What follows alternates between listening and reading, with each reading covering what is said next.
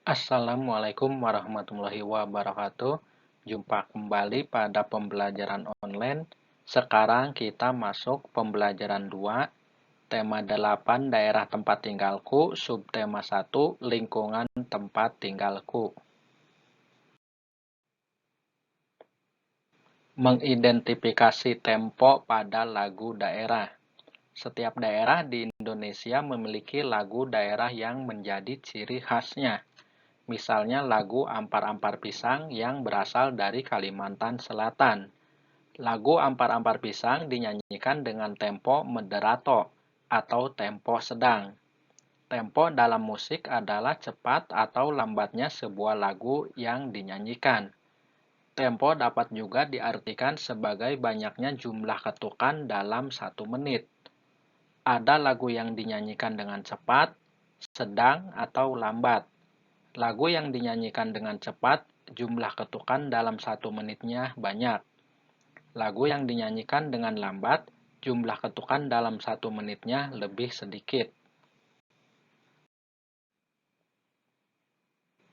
Nah, sekarang ayo berlatih menjawab 2 pertanyaan berikut sebagai tugas yang pertama dalam pembelajaran kedua ini. Jenis-jenis teks fiksi. Teks fiksi terdiri atas beberapa jenis, yaitu cerita rakyat, cerpen, dan novel. Cerpen merupakan kependekan dari cerita pendek.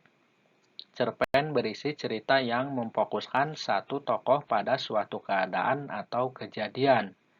Cerpen ini biasanya tersusun minimal 20.000 kata. Sedangkan novel adalah karangan atau cerita rekaan yang berisi rangkaian peristiwa kehidupan seseorang beserta orang-orang yang berada di sekelilingnya. Cerpen juga bisa disusun dalam bentuk buku. Yang pertama, legenda. Legenda yaitu cerita rakyat pada zaman dahulu yang ada hubungannya dengan peristiwa sejarah. 2. Cerita jenaka, yaitu cerita penghibur yang membangkitkan tawa, jenaka, keriangan, atau sindiran. Yang ketiga, saga atau cerita panji, yaitu cerita rakyat yang bersifat legendaris tentang kepahlawanan atau petualangan yang mengagumkan. Yang keempat, fabel, yaitu cerita yang menggambarkan watak dan budi manusia yang tokohnya diperankan oleh hewan.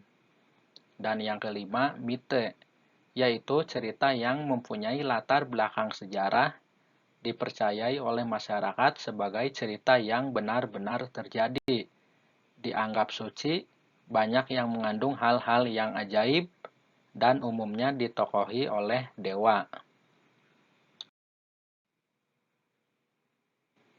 Nah, sekarang ayo berlatih sebagai tugas yang kedua dalam pembelajaran ini menjawab 2 pertanyaan berikut ini. Pengaruh gaya otot terhadap gerak benda. Gaya otot banyak digunakan oleh manusia untuk melakukan aktivitas sehari-hari. Gaya otot dapat membuat benda yang semula diam menjadi bergerak. Benda bergerak menjadi diam, mengubah arah gerak benda, atau mengubah bentuk benda.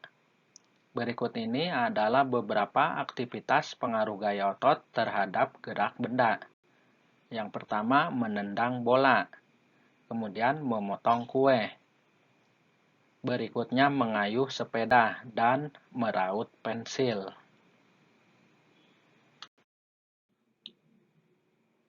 Sebagai tugas yang terakhir pada pembelajaran ini, ayo berlatih menjawab pertanyaan berikut. Tuliskan beberapa aktivitas pengaruh gaya otot terhadap gerak benda. Demikian pembelajaran kedua, tema 8, subtema 1 ini. Bapak akhiri, wassalamualaikum warahmatullahi wabarakatuh.